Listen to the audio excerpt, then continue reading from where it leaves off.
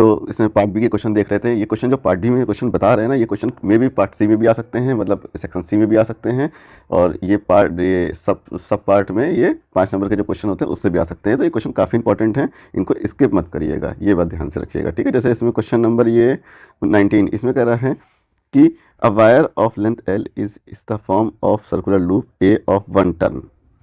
उसके बाद this loop is reshaped into loop B of 3 turn. Find the ratio of the magnetic field at the center of loop A and loop B. That is, we have to find ratio of magnetic field BA and BB. ठीक है, BA है जब 1 turn से, BB है जब इसमें 3 turn हो गए, तो ये रेशियो फाइंड करना है।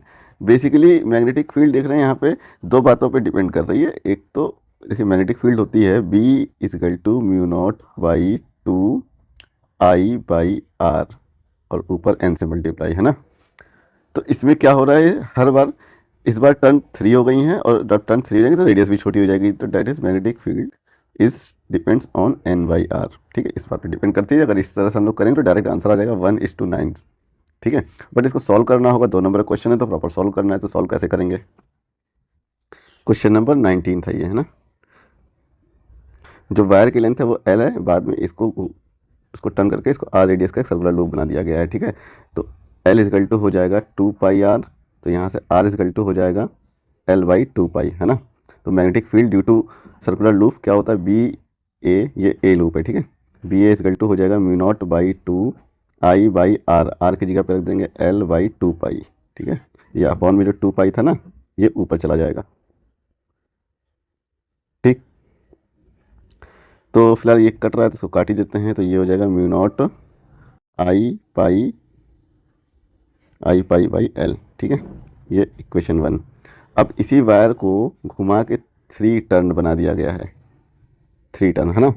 तो इस बार क्या होगा, 3 टर्न है, तो मतलब जो है L = हो जाएगा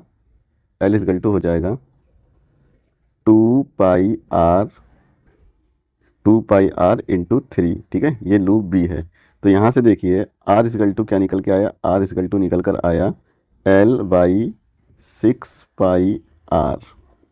L/6π, ठीक है। सिंपली ये R = आ गया, तो यहाँ से magnetic field due to loop B निकाल देंगे, वो निकल के आ जाएगा μ0/2I/R, ठीक है। I/R, R की वैल्यू है L/6π, तो 6π ऊपर चला जाएगा, ठीक। तो यहाँ पे हमें मिला, ये 2 से कट गए 3, तो मिला 3 μ0I/L। यहाँ पे नंबर ऑफ टर्न n थे, तो यहाँ पे n से मल्टीप्लाई कर देंगे। नंबर ऑफ टर्न n बराबर लूप B में कितना हो गया है, 3 हो गया है ना। तो यहाँ पे 3 से और मल्टीप्लाई कर देंगे, तो हो जाएगा 3 3 9, है ना। उसके बाद BA/BB जब निकालेंगे तो सिंपली हम लोग को मिलेगा 1:9, ये हो जाएगा इसका आंसर। क्वेश्चन नंबर 20 इसमें कह रहा है what is the mean by term displacement current, briefly explain how this current is different from conduction current. ठीक है, तो ये देखिए क्वेश्चन 3 बार रिपीट हुआ है डिफरेंट सेट में, यानी कि काफ़ी इंपॉर्टेंट क्वेश्चन है ये। तो मतलब ये जो भी बता रहे हैं ये क्वेश्चन सिमिलर फॉर्म में सेम कंसेप्ट के साथ कहीं ना कहीं आपको जरूर किसी ना किसी सेट में मिलेंगे और किसी ना किसी सेक्शन में जरूर मिलेंगे। तो ये क्वेश्चन को स्किप मत करिएगा, स्किप कर रहे हैं तो आपकी गलती फिर हो रही है, ठीक है। तो इसमें ये क्वेश्चन को तो काफ़ी बार एक्सप्लेन किया है, तो इसमें कुछ ज़्यादा बताएंगे नहीं। बेसिकली डिस्प्लेसमेंट करंट ID = होता है ε0 the rate of change of electric flux upon time, ठीक है। ये होता है डिस्प्लेसमेंट करंट, और ये कंडक्शन करंट से किस टाइप से डिफरेंट होती है। जो डिस्प्लेसमेंट करंट होती है due to change in electric field की वजह से बनती है, और जो इलेक्ट्रिक करंट होती है मतलब ये कंडक्शन करंट वो बनती है due to flow of electron, ठीक है। तो ये इसमें एक्सप्लेन कर सकते हैं। क्वेश्चन नंबर 21 है state Huygens principle, how did Huygens explain the absence of back waves. ठीक है, ये क्वेश्चन है 2 नंबर का। इसमें 1 नंबर का तो हाइजन प्रिंसिपल बताना है, 1 नंबर का एक्सप्लेन करना है कि कैसे एब्सेंस ऑफ बैक वेव को इन्होंने डिनाई किया। ठीक है, हाइजन प्रिंसिपल का एक्सप्लेन करने में थोड़ा सा लेंगे समय, क्योंकि ये स्टेटमेंट इसका बहुत टफ होता है, लोगों को याद नहीं होता है, तो इसको याद कराने की कोशिश करते हैं आपको। क्वेश्चन नंबर 21, ठीक है, हाइजन प्रिंसिपल क्या कहता है। तो हाइजन प्रिंसिपल को समझने के लिए पहले आपको समझना पड़ेगा व्हाट इज वेव फ्रंट। ठीक है, वेव फ्रंट क्या होता है ये समझ गए तो आप हाइजन प्रिंसिपल समझ जाएंगे। तो पहले वेव फ्रंट समझिए।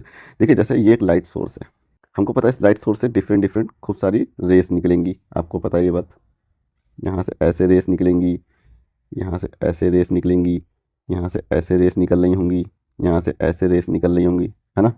और ये जो रेस निकल रही हैं, ठीक है, ये इलेक्ट्रोमैग्नेटिक रेस है सपोज करिए, इस तरह से लाइट रे निकलती हैं इस सोर्स से, ये सोर्स ऐसा है ना। अब इसमें क्या होगा कि इसमें पर्टिकुलर इस जगह से इस डिस्टेंस पे ये पॉइंट, इस डिस्टेंस पे ये पॉइंट, इस डिस्टेंस पे ये पॉइंट, इस डिस्टेंस पे ये पॉइंट, इस डिस्टेंस पे ये पॉइंट, इस डिस्टेंस पे ये पॉइंट, ये पॉइंट, ये पॉइंट, ये जितने भी से यहाँ से सेम डिस्टेंस पे पॉइंट हैं, अगर एक वेव इस तरह से चल रही है, ठीक है, इस तरह से वेव चल रही है, तो हम सेम डिस्टेंस पे जो भी पॉइंट ले रहे हैं इनका जो वाइब्रेशन होगा वो सेम फेज में होगा, है ना। ये सारे पॉइंट्स का vibration, all points have same vibration. ये तो आप बात समझ ही रहे होंगे, जाहिर सी बात, अगर सेम डिस्टेंस पे जा रहे हैं तो इनका वाइब्रेशन सेम होगा। अगर इस डिस्टेंस वाला पार्टिकल ऐसे जा रहा होगा नीचे की साइड, तो ये वाला पार्टिकल भी ऐसे ही जा रहा होगा, ये वाला भी, सब ऐसे ही जा रहे होंगे, मतलब ऑल हैव सेम वाइब्रेशन। तो अब करना क्या है, जिन जिनका सेम वाइब्रेशन है उनको कनेक्ट कर लो, ठीक है। कनेक्ट करने को प्रोसेस को बोलते हैं taking a locus, taking a locus connect करने को बोलते हैं, ठीक है। तुम कनेक्ट करेंगे तो एक सर्किल बन जाएगा ना, स्फेयर बन जाएगा, 3D में बोलेंगे तो एक स्फेयर बन जाएगा। तो इनको इस तरह से कनेक्ट कर लेते हैं, ठीक। तो ये बन गया वेव फ्रंट, इसी को बोलते हैं वेव फ्रंट, ठीक है। This is wave front. दूसरा वेव फ्रंट बनाना है तो हम इस बार इन वाले पॉइंट को आपस में कनेक्ट कर लेंगे, ये बन जाएगा दूसरा वेव फ्रंट, ठीक है। इस तरह से वेव फ्रंट के रूप में लाइट आगे बढ़ती है, ये हाइजन का प्रिंसिपल था, ठीक। इसी को हाइजन के स्टेटमेंट के रूप में लिखना होता है। बेसिकली ये सेकेंडरी वेव फ्रंट हो गया, इसी तरह आगे बढ़ती जाती है वेव। और इन्होंने जो वेव को आगे बढ़ने का जो उन्होंने नेचर बताया था वो बताया था लॉन्गिट्यूडनल। तो अगर आपसे वेव फ्रंट पूछा जाता है डिफाइन करने के लिए, तो उसमें आप लिख सकते हैं it is a locus of all the point which are vibrating in a same phase, ये बात ध्यान रखिए, ठीक है। ये हो गया वेव फ्रंट की डेफिनेशन, ठीक है, ये हो गई वेव फ्रंट की डेफिनेशन, ठीक है। तो ये सब तो टास्क नहीं था करना इस क्वेश्चन में, ये तो मैंने आपको समझाने के लिए लिख दिया। इस क्वेश्चन में बेसिकली इन्होंने पूछा था कि हाइजन का प्रिंसिपल क्या है। तो हाइजन प्रिंसिपल में इस 2 मार्क्स वाले क्वेश्चन में इन्होंने स्टेटमेंट पूछा है, तो यहाँ पे सिर्फ आपको स्टेटमेंट लिखना है। बट अगर ये 3 नंबर में आता है तो आप में इसका फिगर भी बनाना पड़ेगा। तो पहले मैं फिगर बनाता हूँ, वहाँ से समझाता हूँ कि इसका प्रिंसिपल क्या है, उसके बाद तो लिखने में क्या लिख तो देंगे। जैसे हम लोग जानते हैं कि एक लाइट सोर्स है एस, ठीक। तो यहाँ से इस तरह से ऐसे ऐसे ऐसे लाइट निकलेगी ऑल डायरेक्शन में, है ना। इस तरह से लाइट निकल लेगी ऑल डायरेक्शन में। तो हम ये लाइट इस तरह से निकाल दिए सपोज करो। अगर इस पर वेव फ्रंट बनाएंगे तो आपको पता है कि ये पॉइंट, ये पॉइंट, ये पॉइंट, ये पॉइंट, ये पॉइंट, ये पॉइंट, डॉट डॉट, सब पूरे चारों डायरेक्शन में जो पॉइंट होंगे इनको आपस में कनेक्ट कर देंगे तो ये मिलेगा एक वेव फ्रंट, ठीक। ये वेव फ्रंट मिल गया। तो इन्होंने बोला कि all the point on the wave front, मतलब ईच पॉइंट, ये जो वेव फ्रंट, जो each point of the wave front, जिन पॉइंट से मिलकर वेव फ्रंट बना, each point of the wave front are the source of new disturbance, ठीक है। बहुत इंपॉर्टेंट है हाइजन का, ये बता रहे हैं, ये इसको ध्यान रखिए, क्वेश्चन मिलेगा ही मिलेगा आपको, 200% क्वेश्चन ये आना ही आना है, ठीक है। तो इन्होंने बोला कि all the point on the wave front are the source of new disturbance, ठीक है। अब इन न्यू डिस्टर्बेंस से क्या होगा, फिर उसी तरह से सेकेंडरी वेवलेट्स बनेंगी और उन वेवलेट्स को आपस में कनेक्ट कर देंगे तो हमें न्यू वेव फ्रंट मिल जाएगा। इनका कहने का मतलब है कि ये जो पॉइंट है इससे फिर से जो है इस तरह से ये ऑल डायरेक्शन में वेव्स बनेंगी, ठीक है, मतलब रेस निकलेंगे और इनको कनेक्ट करेंगे तो हमें जो ये मिलेगा एक सेकेंडरी वेवलेट। उसी तरह यहाँ पे भी जो पॉइंट है उससे भी सेकेंडरी वेवलेट मिली, इसी तरह ये जो पॉइंट है उससे भी सेकेंडरी वेवलेट्स मिली, उसी तरह इस पॉइंट से भी सेकेंडरी वेवलेट्स मिली, इस पॉइंट से भी सेकेंडरी वेवलेट्स मिली, इस पॉइंट से भी सेकेंडरी वेवलेट्स मिली। और इन सेकेंडरी वेवलेट को अगर आपस में कनेक्ट कर दिया, मतलब इनका लोकस ले लिया, ठीक है, तो ये जो बना इसे बोलेंगे new wave front, new wave front, ठीक। Simply this is Huygens principle. And दूसरे स्टेटमेंट में बोला कि these wave front move in forward direction with the speed of lights. बस ये था हाइजन का प्रिंसिपल, आई होप समझ गए होंगे। तो बस इसको स्टेटमेंट में लिखना है, आप लिख देते हैं कैसे लिखेंगे। और इसमें दूसरा स्टेटमेंट ये है कि these wave front travel in forward direction with speed of light c, ठीक। ये है हाइजन का स्टेटमेंट। तो आपको अगर ये 2 नंबर में पूछा जा रहा है तो आपको सिर्फ ये स्टेटमेंट और ये स्टेटमेंट लिखना है, इस तरह से फिगर बनाने की जरूरत नहीं है। बट अगर 3 नंबर में पूछा जाता है तो ड्रॉ फिगर बनाना जरूरी है। और वेव फ्रंट देखिए, हमेशा जो रे की जो डायरेक्शन होती है है ना, उसके परपेंडिकुलर बनता है, या बेसिकली कह सकते हैं कि direction of wave is perpendicular to the wave front. ये बात ध्यान रखेंगे तो इससे और भी क्वेश्चन हो जाएंगे। जैसे इसमें यहाँ पे एक क्वेश्चन जो पूछा गया है, ये देखिए क्वेश्चन नंबर, इसमें बी पार्ट जो है, जो 21 में जो बी पार्ट है ऑप्शन में जो गिवन है, उसमें पूछा गया है using Huygens principle to show reflection और refraction of a plane wave by concave mirror and convex lens. ठीक, ये बताना है, बेसिकली रिफ्लेक्शन बताना है कॉनकेव मिरर के लिए। जैसे यहाँ पे हम एक कॉनकेव मिरर बना लेते हैं पहले। जैसे ये कॉनकेव मिरर है तो हमको पता है अगर पैरेलल रे आ रही होंगी तो वो इस तरह से फोकस पर कन्वर्ट हो जाएंगी। ऐसे ये पैरेलल आने वाली रे फोकस पर इस तरह से कन्वर्ट हो जाएगी, ये पैरेलल आने वाली रे फोकस पर इस तरह से कन्वर्ट हो जाएगी। ठीक, तो ये ऐसे पैरेलल रे आई, इस तरह से कन्वर्ट हो गई। तो इसका अगर वेव फ्रंट बनाएंगे तो कुछ इस तरह से बनेगा। ठीक है, पैरेलल आने वाली के अगर वेव फ्रंट बनाएंगे तो रे के परपेंडिकुलर आप इस तरह से बना दीजिए। इस तरह से वेव फ्रंट आ रहा था, ठीक है, और जब ये मिरर पे पड़ा वेव फ्रंट तो ये इस तरह से ऐसे गया है ना, तो ये देखिए सोर्स, और यहाँ से सपोज करें लाइट इमिट हो रही है तो इस तरह से सर्कुलर वेव फ्रंट यहाँ बनेगा ऐसे। ठीक है, ऐसे। तो ये हो जाएगा, कन का अगर एक लेंस था, इस पर इस तरह से वेव फ्रंट पड़ा, इस पर जब पड़ा तो वो इस तरह से कन्वर्ज हो जाएगा इस पॉइंट पे। ठीक है, उसी तरह जैसे यहाँ पे पैरेलल आने वाली रे क्या होती है, पैरेलल आने वाली रे फोकस से पास होकर जाती है ना, मतलब फोकस पे कन्वर्ज हो जाती है। तो कुल मिला के ऐसे वेव फ्रंट आया और जब लेंस से पास हुआ तो वो कुछ इस तरह का हो गया होगा। ठीक है, तो ये हो जाएगा इसका डायग्राम। क्वेश्चन नंबर, इसमें क्वेश्चन नंबर 22, इसमें बोला था कि the refractive index of two medium A and B are 2 and √2 respectively, what is the critical angle for their interface. ठीक है, ये भी काफ़ी सिंपल क्वेश्चन है। ठीक है, कभी कभी पूछ लिया जाता है, लेकिन मान के चले एक पिछले साल आया था तो इस साल भी आएगा, इस टाइप का एक क्वेश्चन तो जरूर आना है। ठीक है, तो इस क्वेश्चन को कैसे करेंगे देखिए, क्वेश्चन नंबर 22 है ना, तो क्वेश्चन नंबर 22 में देखिए ये दो मीडियम है, medium A and medium B. ठीक, medium A and medium B. Medium A denser है जिसका रिफ्रैक्टिव इंडेक्स 2 है, और मीडियम बी रेयर है जिसका रिफ्रैक्टिव इंडेक्स √2 है। तो मतलब लाइट रे है वो चली डेंसर से, और जब क्रिटिकल एंगल आई पे पड़ी तो वो रिफ्लेक्ट हुई, मतलब रिफ्रैक्ट हुई 90 डिग्री पे। ठीक है, ये हो गया एंगल ऑफ रिफ्रैक्शन। तो स्नेल्स लॉ लगा देंगे, sine IC by sine 90 equal to जिस रे में जिस मीडियम में लाइट जा रही है उसका रिफ्रैक्टिव इंडेक्स अपॉन जिससे आ रही है लाइट, ये हो जाएगा। ठीक है, तो यहाँ से मिला साइन IC इक्वल टू 1/√2, और 1/√2 की वैल्यू होती है साइन 45 डिग्री, तो IC इक्वल टू आ गया 45। ठीक है, तो ये इस तरह से ये क्वेश्चन करेंगे। तो इसमें अब देखते हैं क्वेश्चन नंबर 23। क्वेश्चन नंबर 23 में कह रहा है कि draw graph showing variation of binding energy per nucleon as a function of mass number and the binding energy per nucleon for heavy nuclei A is greater than 70 degrees with increase in mass number, ये explain करना है। ठीक है, तो इसमें हम लोग सबसे पहले बाइंडिंग एनर्जी कर्व बनाएंगे। वो कैसे बनाएंगे, देखिए यहाँ पे आप इस तरह से एक्सिस खींच लेंगे, यहाँ पे लिखेंगे बाइंडिंग एनर्जी पर न्यूक्लियन और यहाँ पे मास नंबर ए। ठीक, तो जब कर्व बनाएंगे तो ध्यान रखिए आपको, देखो इस तरह से पहले कर्व बना लेना है ये। ठीक है, ये ऐसे ऐसे ऐसे करके यूँ निकाल देंगे। ठीक है, बेसिकली एक कर्व बनाते टाइम अगर आप सीधे इस तरह से ले आके इस तरह से भी कर दे तब भी ठीक है। अगर आपको यहाँ पे जो एलिमेंट होते हैं हीलियम, लिथियम, ऑक्सीजन, नाइट्रोजन, ये सब अगर होते हैं, अगर आपको याद है तो आप लिख सकते हैं, मतलब ये ऐसे ऐसे ऐसे दे के एक बार, और इस तरह से आप निकाल के यहाँ पे यूरेनियम लिख दीजिए, बस ये बन गया बाइंडिंग एनर्जी कर्व। यहाँ पे आप लिख दीजिए हाइड्रोजन, यहाँ पे ड्यूटेरियम, यहाँ पे हीलियम, यहाँ पे होता है लीनो कर दीजिए, और यहाँ पे हीको कर दीजिए, बस इस तरह से लिख दीजिए, हीको लीनो, वर्ड याद रखिए, लिख दीजिए। ठीक, और सबसे ज़्यादा बाइंडिंग एनर्जी होती है वो होती है आयरन की, और यहाँ पे आप आयरन लिख दीजिए। ठीक, ये आयरन Fe56 से करस्पॉन्डिंग जो एनर्जी होती है सबसे हाई होती है, यहाँ पे यूरेनियम। ये हो गया बाइंडिंग एनर्जी कर्व। ठीक है, बाइंडिंग एनर्जी आपको पता है बाइंडिंग एनर्जी क्या होती है, जिस भी एलिमेंट की बाइंडिंग एनर्जी जितनी ज़्यादा होगी वो एलिमेंट उतना ही ज़्यादा स्टेबल होगा।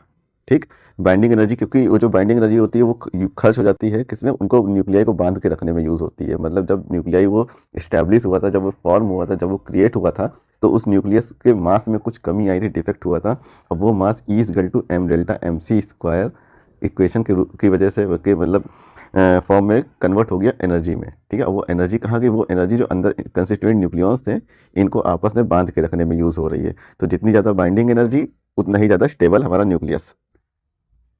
तो यहाँ पे इसका आंसर तो लिखा ही हुआ है, तो ये होगा क्वेश्चन नंबर 23 का आंसर। ठीक है, ये हो गया हमारा बाइंडिंग एनर्जी कर्व, यहाँ पे ये बाइंडिंग एनर्जी कर्व हो गया। और इसका एक्सप्लेनेशन यहाँ पे देखिए क्या है कि देखिए न्यूक्लियर फोर्स जो होते हैं वो शॉर्ट रेंज होते हैं, सबसे पहली बात होती है। ठीक है, एंड सो सैचुरेशन प्रॉपर्टी, मतलब शॉर्ट रेंज तो होते हैं, मतलब कि पास आएंगे जब दो न्यूक्लियाई आपस में एक दूसरे के जब क्लोज आएंगे तो ये फोर्स बढ़ेगा। लेकिन अब इसका मतलब ये थोड़ा ना कि बिल्कुल ही पास आ गए, बिल्कुल डिस्टेंस 0 हो गई तो फोर्स बहुत हाई हो जाएगा, ऐसा नहीं। एक लिमिट के बाद ये सैचुरेशन प्रॉपर्टी दिखाते हैं, उसके बाद नहीं बढ़ते हैं। लेकिन जो इलेक्ट्रोस्टैटिक फोर्स जो होता है electrostatic force are neither short range nor so any saturation property, saturation property नहीं दिखाते हैं, ठीक है। इलेक्ट्रोस्टैटिक फोर्स क्या होता है, चार्जेस बढ़ेंगे तो बढ़ते जाएंगे। अब जैसे ही एटॉमिक मास बढ़ रहा होता है मतलब चार्जेस बढ़ रहे हैं, ठीक है, तो इसमें इलेक्ट्रोस्टैटिक फोर्स और ज़्यादा बढ़ने लगता है। तो ए बराबर जब ए इज ग्रेटर देन 170 हो जाता है तो electrostatic force of repulsion become predominant and decreasing the binding energy per nucleon, ठीक, and hence stability of nuclei decreases. ये हो गया इसका एक्सप्लेनेशन। जिसने पूछा था कि इसमें बाइंडिंग एनर्जी कैसे घट जाती है किसी भी एलिमेंट की जब उसका एटॉमिक मास बढ़ने लगता है, क्योंकि उसमें जो इलेक्ट्रोस्टैटिक फोर्स होता है वो प्रीडोमिनेंट हो जाता है। न्यूक्लियर फोर्स तो एक सैचुरेशन प्रॉपर्टी का ही है, ठीक है, वो जितना बढ़ना था बढ़ गया, वो नहीं बढ़ पाएगा। और इलेक्ट्रोस्टैटिक रिपल्सन जब बढ़ जाएगा तो क्या होगा, उससे उससे जो है रेडिएशन के फॉर्म में डीके होने लगेगा, उसमें अल्फा पार्टिकल बीटा पार्टिकल निकलने लगेंगे, ठीक है। अब इसी में जो क्वेश्चन नंबर 23 है उसने जो ऑप्शन में दिया है और करके वो है रेडियस ऑफ nth ऑर्बिट निकालना है, ठीक है। उसमें ये भी काफ़ी सिंपल क्वेश्चन है, रेडियस ऑफ nth ऑर्बिट। इसमें कुछ नहीं करना है, हम लोग जानते हैं कि जो हाइड्रोजन एटम के लिए निकालना है इसमें तो हाइड्रोजन एटम में Z बराबर 1 होता है, पहला चार्ज जो कि प्रोटॉन, एक ही प्रोटॉन होता है इसमें, और जो कि इलेक्ट्रॉन उसके चारों ओर गोल गोल घूम रहा है, तो 2 चार्ज हो गए, तो हम लोग सिंपली mv² लगा देंगे कूलम्बियन फोर्स के बराबर, ठीक है।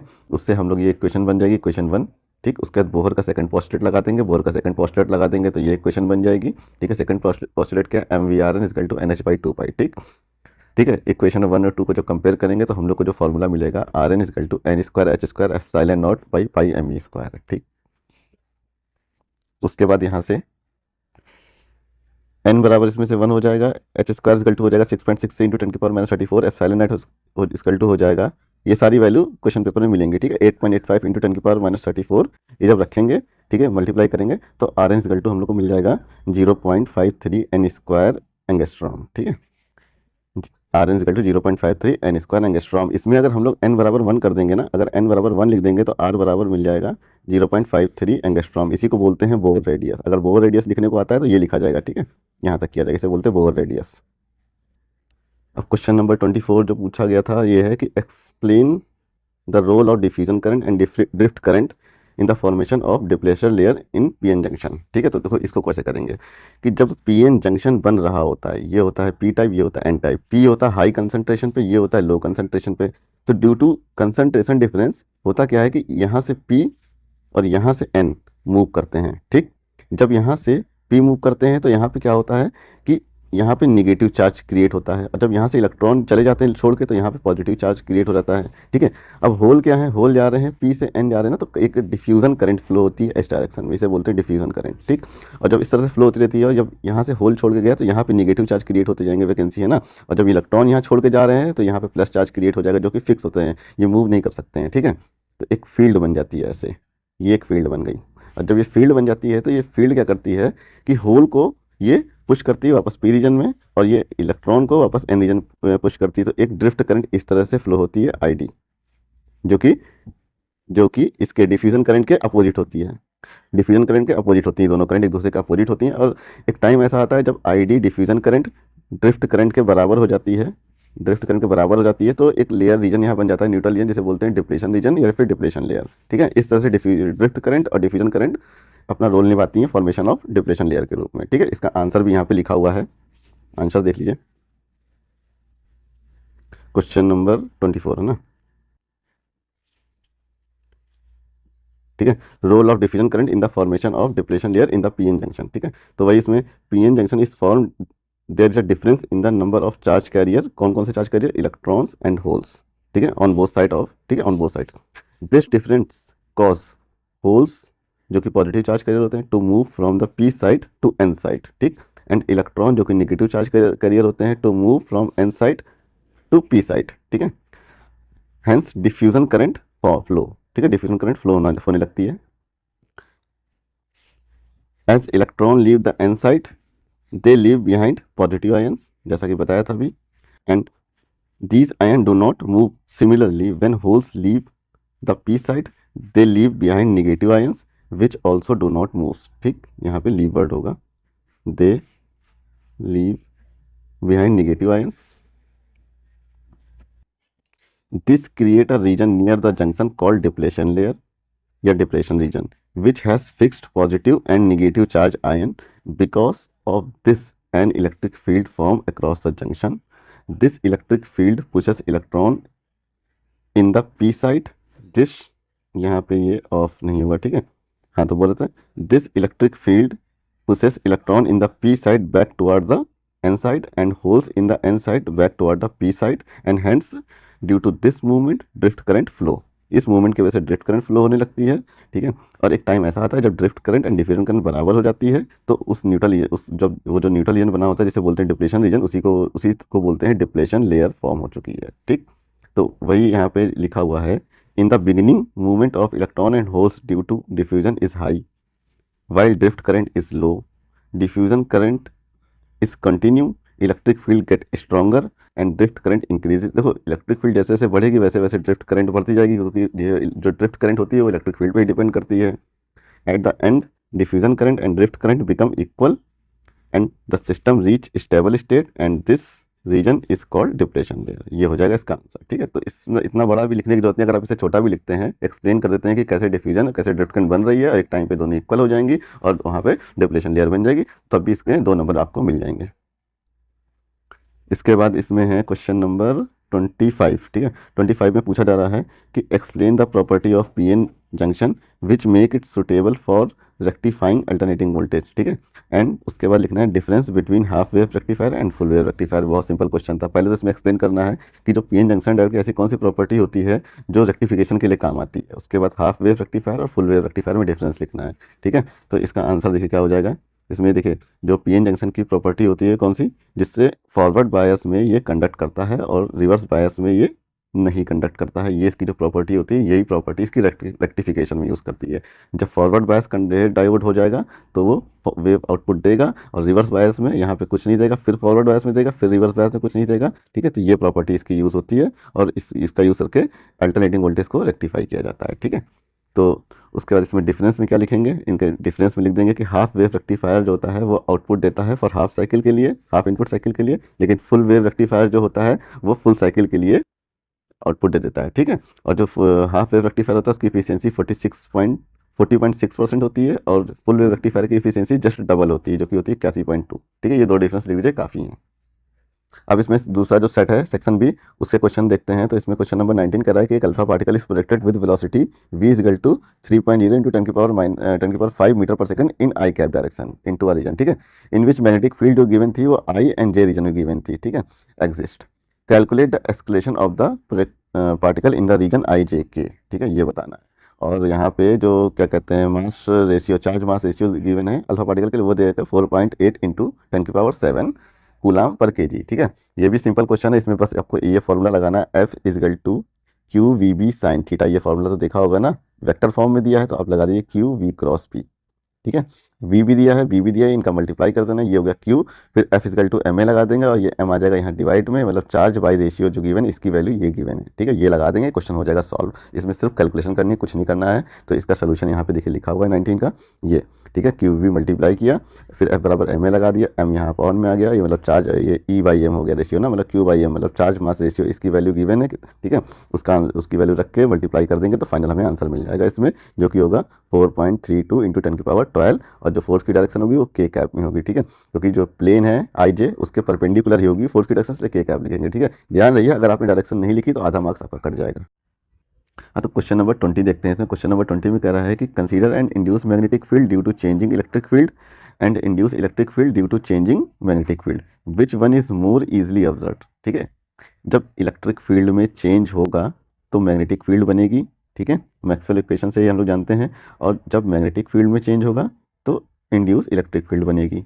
तो इसमें से कौन ईजिली ऑब्जर्व हो जाती है, कौन ईजिली ऑब्जर्व हो जाएगी, तो इसमें ये जो सेकंड वाली होती है इंड्यूस इलेक्ट्रिक फील्ड, ये ईजिली ऑब्जर्व हो जाती है। क्यों? क्योंकि मैग्नेटिक फील्ड में चेंज करना ईजी है। हम लोग किस किस तरह से चेंज कर सकते हैं, बाई मैग्नेटिक फील्ड इंक्रीजिंग और डिक्रीजिंग, मतलब मैग्नेट जो होगा उसको मोशन इधर करो या इधर करो उससे, ठीक है। जो कॉइल किसी मैग्नेटिक फील्ड में रखी है उसको छोटा या बड़ा कर दो, उसको अचानक से एक्सपैंड कर दो इस तरह से, या फिर अचानक से श्रिंक कर दो इस तरह से, ठीक है, तब भी मैग्नेटिक फील्ड फ्लक्स में चेंज हो जाएगा। या फिर आप इसको रोटेट कर दो, ठीक है। तो मैग्नेटिक फील्ड में चेंज करना ईजी होता है देन इलेक्ट्रिक फील्ड। तो ये इसका एक्सप्रेशन हो जाएगा, इसका जस्टिफिकेशन यहाँ पे नीचे लिखा हुआ है, ये ठीक है। Induce electric field due to changing magnetic field is easily observe because it can easily produce due to changing magnetic field by the various ways like rotating और moving coil in magnetic field, changing shape of coil, वही मतलब area change करना, ठीक है, and bringing bar magnet near a coil. ठीक है, तो इन मेथड से हम चेंज करके ईजिली इलेक्ट्रिक फील्ड को इंड्यूस कर सकते हैं, इसलिए इंड्यूस इलेक्ट्रिक फील्ड को ऑब्जर्व करना ज़्यादा ईजी होगा। अब देखते हैं इसमें क्वेश्चन नंबर 21। क्वेश्चन नंबर 21 में कह रहा है कि using Huygens principle draw ray diagram showing the propagation of plane wave refracting at a plane surface separating two media, also verify Snell's law. हाँ, तो इस क्वेश्चन में हम लोग को स्नेल्स लॉ वेरिफिकेशन भी करना है। जैसे दो मीडियम होगा तो इसमें हम लोग क्या करेंगे, एक वेव फ्रंट इस तरह से आके इस पर इंसिडेंट होगा, मतलब एक ऐसे रे इंसिडेंट होगी। ठीक है, उसके बाद फिर ये वेव रे ऐसे निकल जाएगी, ये रे ऐसे निकलेगी, मतलब ये जो वेव फ्रंट है कुछ इस तरह से निकल जाएगा। ये वेव फ्रंट एंगल आई बना रहा होगा यहाँ से इंसिडेंट एंगल, और ये रिफ्लेक्टेड वेव फ्रंट है वो एंगल आर बना रहा होगा। हम लोग को प्रूव करना होगा sine I by sine R is equal to refractive index of this medium with respect to this, मतलब μ2 बाई μ1, है ना, यानी कि velocity of v1 upon velocity of light in second medium, मतलब v1 बाई v2 प्रूव करना है। तो ये पहले मीडियम में स्पीड v1 है, सेकंड मीडियम में स्पीड v2 है। ठीक है, तो इसका डेरिवेशन कर देंगे, इसको शो कर देंगे कि ये रिफ्लेक्शन के केस में स्नेल्स लॉ फॉलो करते हैं वेव फ्रंट वाला कंसेप्ट, तो मतलब हाइजेंस का प्रिंसिपल प्रूव हो जाएगा। ठीक है, तो ये हो गया 21। ठीक है, तो ये इस तरह से फिगर इसमें ड्रॉ कर लिया। देखिए ये इस पर एक रे इंसिडेंट हुई, इस तरह से ये एक रे इंसिडेंट होती है। ठीक है, मतलब ये वेव फ्रंट इंसिडेंट हुआ जो जिसका एंगल आई है, ये वेव फ्रंट यहाँ पे रिफ्रैक्ट हो गया जिसका एंगल आर है। ठीक है, हम लोग मान लेते हैं कि जो वेव फ्रंट ये है पी सी, ये मतलब B dash B wave front है, ये बी से सी जाने में ये टी टाइम लेता है, तो बी सी बराबर हो जाएगा v1t। ठीक है, उसी तरह फिर ये जो रे है ये ए ई वाली है ना, ये ए से ई तक जाने में टी टाइम ये भी लेगी। अगर ये बी से सी तक जाने में टी टाइम ले रहा है तो ये ए से ई तक जाने में टी टाइम लेगा, तो ए ई बराबर हो जाएगा v2t।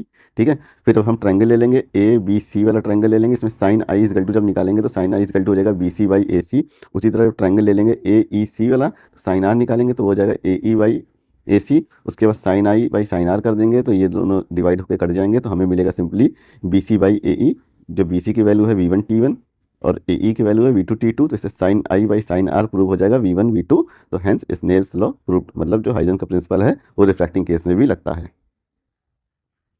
अब इसी में जो इसका एक यहाँ पे ऑप्शनल क्वेश्चन गिवन है, क्वेश्चन है कि why is reflecting telescope preferred over refracting telescope. ठीक है, reflecting telescope is preferred over a refracting telescope. ठीक है, तो इसमें बेसिकली जो रिफ्लेक्टिंग टेलीस्कोप है उसकी प्रॉपर्टीज लिख देंगे ओवर अ रिफ्रैक्टिंग टेलीस्कोप, तो वही इसका हो जाएगा आंसर।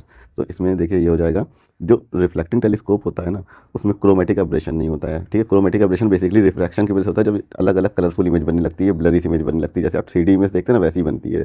तो वो क्या होता है, वो जैसे जब रिफ्रैक्शन होता है उस केस में जैसे लेंस से रिफ्रैक्शन होता है तो लाइट जो ब्लू और रेड होगी वो अलग अलग पोजीशन पे इमेज बना देगी, तो इमेज थोड़ी सी ब्लर हो जाएगी। तो मतलब ये means no refraction through a mirror. ठीक है, अगर मिरर यूज़ करते हैं रिफ्लेक्टिंग केस टेलीस्कोप में, जो रिफ्लेक्टिंग टेलीस्कोप होता है उसमें लेंस की जगह पर मिरर यूज़ किया जाता है, तो ये एक तो प्रॉब्लम सॉल्व हो जाती है। दूसरा स्फेरिकल एब्रेशन प्रॉब्लम सॉल्व हो जाती है। ठीक है, जो क्योंकि जो मिरर होता है उसका अपर्चर काफ़ी लार्ज होता है और मिरर आर लेस वेटेड। ठीक है, लेंस होता है वो काफ़ी भारी होगा, जितना बड़ा लेंस होगा उतना ही बड़ा अगर मिरर बनाएंगे तो वो काफ़ी हल्का होगा। ठीक है, तो उससे मैकेनिकल सपोर्ट में कम एनर्जी की रिक्वायरमेंट हो जाती है। ठीक है, दूसरा क्या होता है कि हाई रिजॉल्विंग पावर। ठीक है, हाइट नहीं है, हाई लिखा है। ठीक है, हाई रिजॉल्विंग पावर होती है इसकी, किसकी, मिरर की। Large mirror collect more light so image will be brighter, so image is brighter. ये इसका हो जाएगा प्रॉपर्टीज में, कोई 2-3 प्रॉपर्टीज लिखनी थी, इतनी प्रॉपर्टीज लिखी, आपको कोई 2 प्रॉपर्टी लिख देनी है। ठीक है, इसमें क्वेश्चन नंबर 22 में कह रहा है कि to coherent monochromatic light beam of intensity I and 4i super impose each other, find the ratio of maximum and minimum intensity in the resultant beam. तो हम लोग जानते हैं जो मैक्सिमम मतलब आई मैक्स वो क्या होता है, वो होता है √I1 प्लस √I2 का होल स्क्वायर। ठीक है, और जो आई मिनिमम हो जाएगा वो होता है √I1 माइनस √I2 का होल स्क्वायर।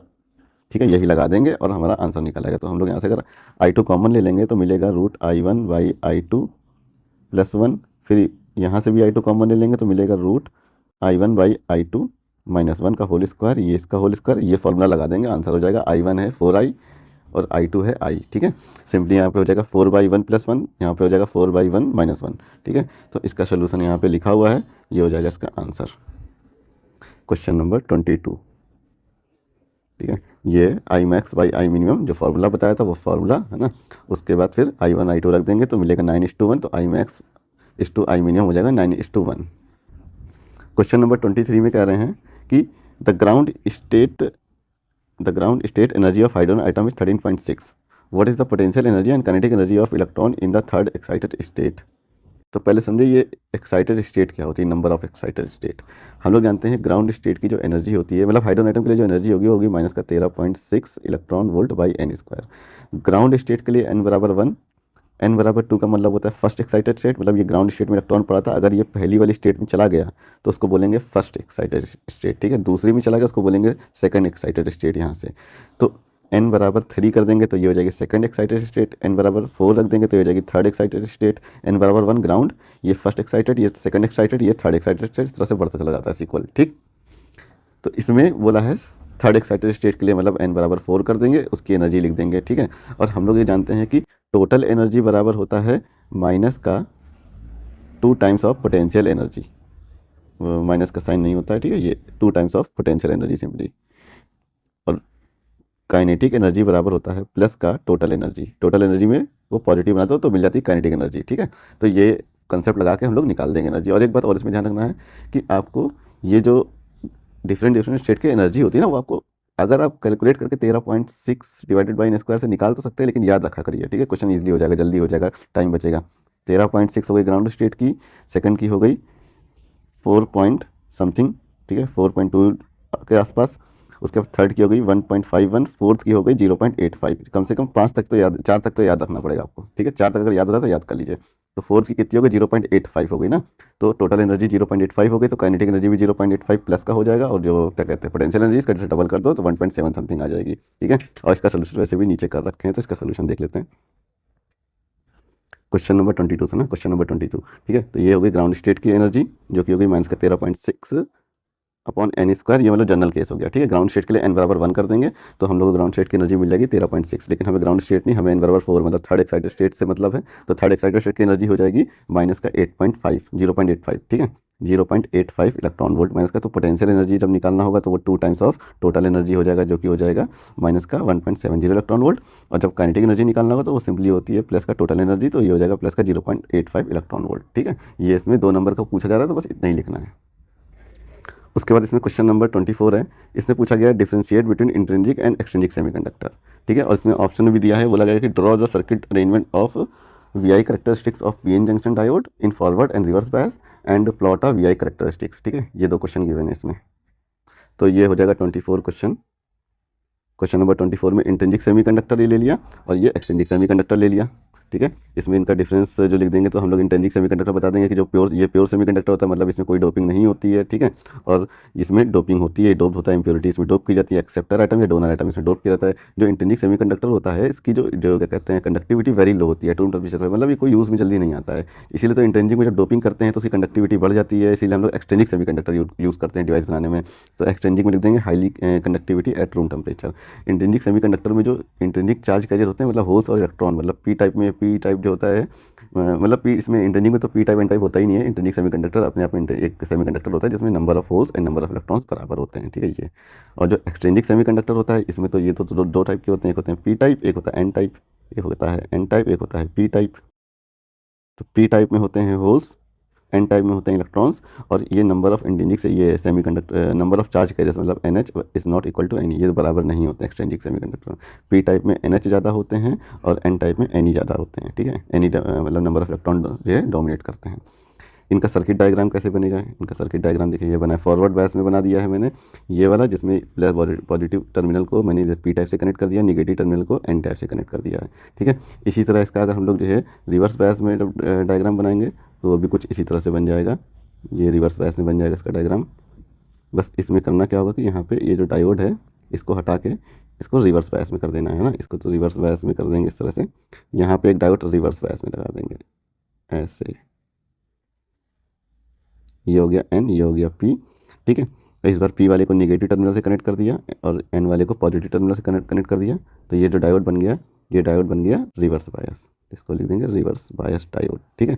तो ये हो गया डायोड फॉरवर्ड बायस में, रिवर्स बायस। और इसकी VI कैरेक्टरिस्टिक्स लिखनी थी, मतलब फॉरवर्ड बायस और रिवर्स बायस में ना, तो जब ये डायोड फॉरवर्ड बायस में मतलब P टाइप वाला जो पॉजिटिव टर्मिनल से कनेक्टेड है तो करंट कुछ इस तरह से बढ़ती है ये, ठीक है।